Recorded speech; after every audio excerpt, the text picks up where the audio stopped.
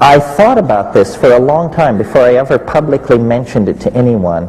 And I realized, you see, I think that what is destroying us are two things. Number one, an uncontrolled rise in population that wipes out every good intention, every social program, every expansion of agriculture succumbs to expanded population. This is destroying us. The other thing that is destroying us is that we are not properly utilizing the intelligence, talent, and so forth of half of our population, the female half of the population. Now, people say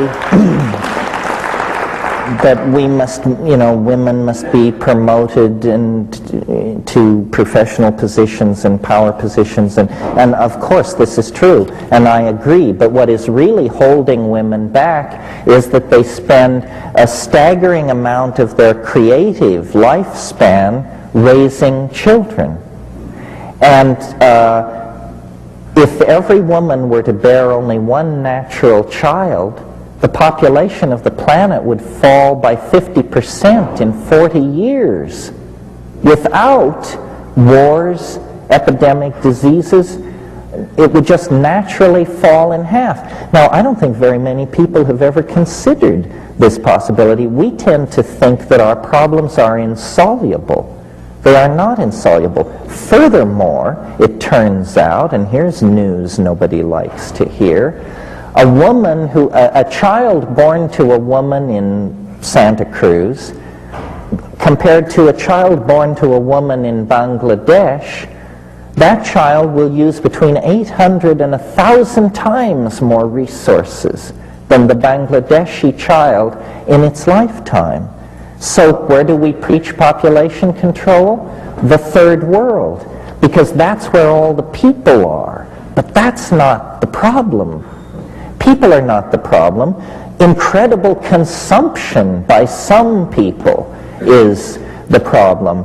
It would be possible to imagine a world where governmental institutions or whoever's running things could go to women and say, how would you like to have vastly increased leisure time? How would you like to have an increased expendable income? And how would you like to have genuine status as a hero in the struggle to save the planet? If women were to have only one natural child, women would very naturally come into an enormous empowerment. No one, no institution could deny it to them. And interestingly enough, this is not a plan where men, who have always been the planners and the managers of plans, play much of a role at all. Well, I just pass that off in case you don't want to put your trust in the transcendental object at the end of the world. Then the most politically conscious thing, apparently from the mushrooms' point of view, that you could do is encourage those kinds of policies and that kind of attitude. How many unnatural children? Are there unnatural children? Oh dear, still carrying a grudge? Leave it. Leave it to Saddam.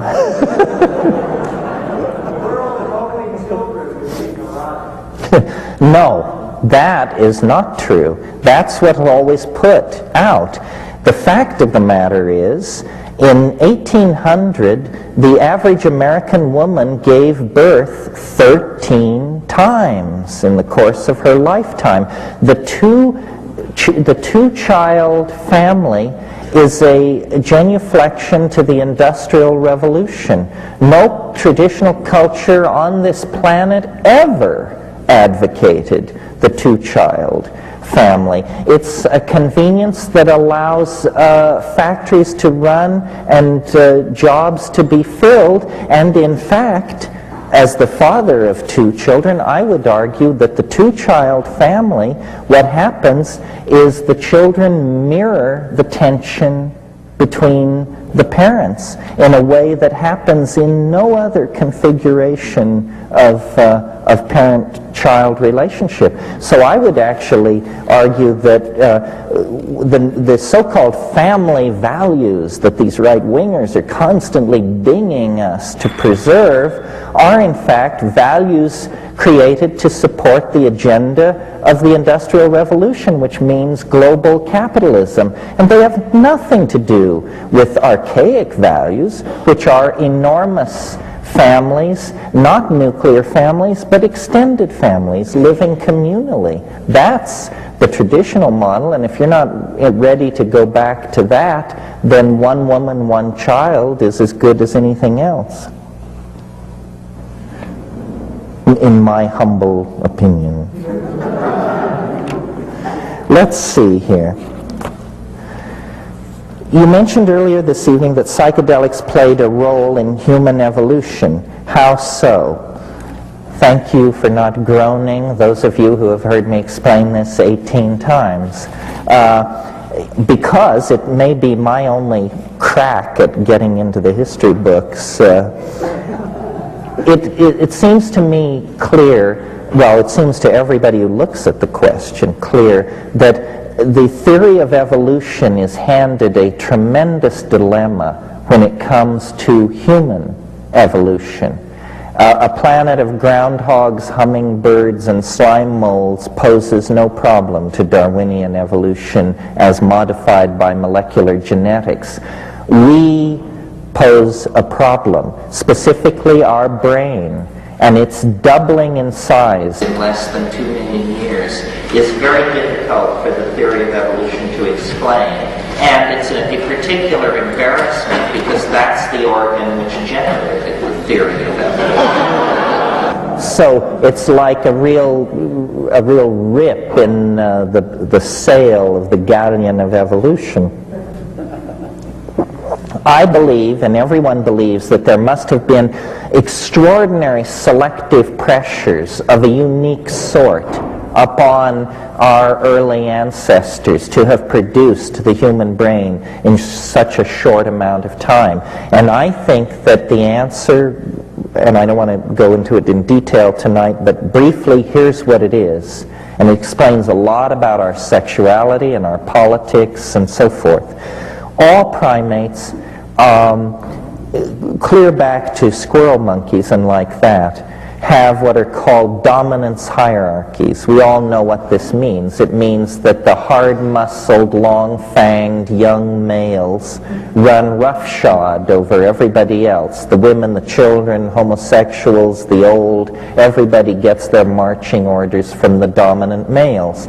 This is true throughout the primates, and it is true of us as we sit here this evening. That's what's screwing up our politics and making us the situation with women and so forth and so on, and it can be argued to other social problems as well. I believe that psilocybin, because it dissolves boundaries, is uniquely positioned to mitigate against this tendency toward male dominance for a number of reasons. And when our remote ancestors moved out of the trees and into the grasslands, they encountered these mushrooms. And I think the great undiscussed frontier of evolutionary theory is the effect of mutagens in foods on human evolution. Most animals maintain a very narrow food menu to avoid contact with mutagens. When we were forced out of the arboreal canopy, we became omnivores. We came under nutritional pressure, and for a long time we were testing all kinds of foods, and that would have meant a very high rate of mutation through that period and an acceleration in natural selection. And I think that psilocybin, because it improves visual acuity, would have given a leg up to predators and hunter-gathering